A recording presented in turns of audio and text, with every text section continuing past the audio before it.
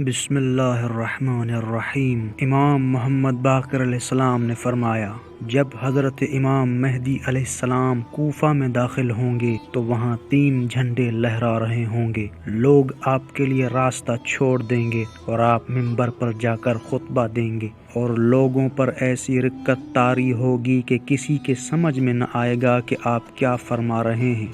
پھر لوگ آپ کی بیعت کریں گے۔ جب دوسرا جمعہ آئے گا تو لوگ عرض کریں گے کہ اے فرزند رسول، آپ کے پیچھے نماز ادا کرنا ایسا ہی ہے گویا رسول اللہ صلی اللہ علیہ وآلہ وسلم کے پیچھے نماز پڑھنا ہے، مگر یہ مسجد اتنے بڑے مجمع کے لیے ناکافی ہے۔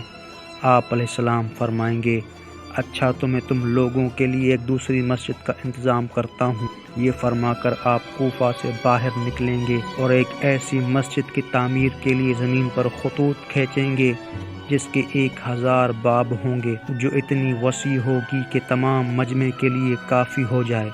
پھر آپ آدمیوں کو بھیجیں گے، وہ قبر امام حسین علیہ السلام کی پشت کی طرف سے ایک نہر کھودیں اور نجف کی طرف لے جائیں، اور جہاں جہاں ضرورت ہو راستے کے لیے پل تعمیر کر دیں۔ اسی طرح کی مزید ویڈیوز کے لیے ہمارے چینل شیعہ لائبریری کو سبسکرائب کریں، لائک کریں، کمنٹ کریں اور شیئر کریں۔